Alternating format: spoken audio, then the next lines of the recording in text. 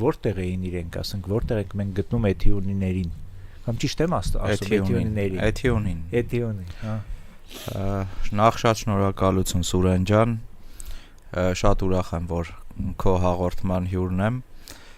եւ շատ հետաքրքիր ձևաչափ է, որի կարիքը շատ կար, ինքս էլ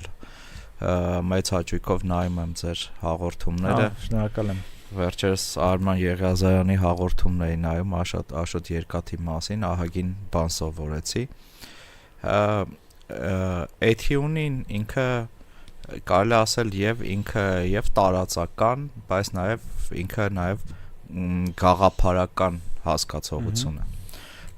Երբ որ մենք խոսում ենք Էթիոնիի մասին, առաջինը մենք պետքա հասկանանք երկու կարևոր տարբերակում։ Մեկը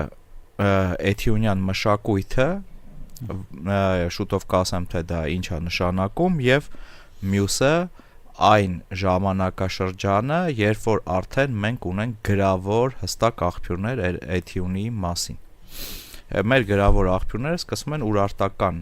տերության կազմավորումից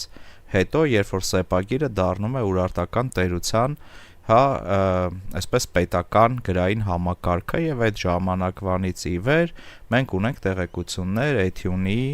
մասին, որ ըստ երևույթին համադաշնություն էր, ցեղային համադաշնություն էր։ Սակայն իր մշակույթով Էթիոնին շատ ավելի հետ է գնում,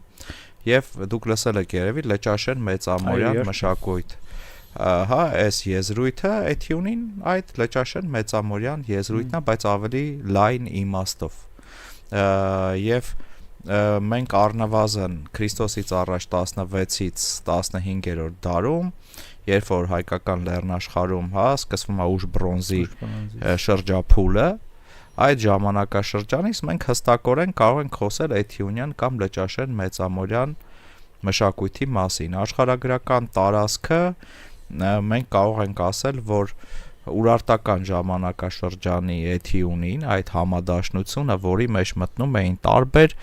ցեղեր, տարբեր երկրամասեր, որը համադաշնություն էր նաև, որը գաղափարական, գուցե նաև հոգևոր առումով, որ միավորում էր այդ երկրներին եւ նույն աստվածների պանթեոն, այդ ցեղերին,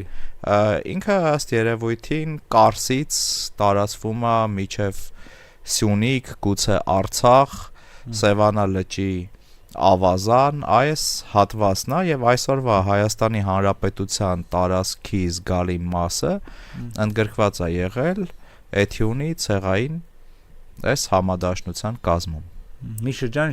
որը պատմական ինչ-որ մի փուլում մենք սկսեցինք կոչել Արևելյան Հայաստան, այն տարբերակելով,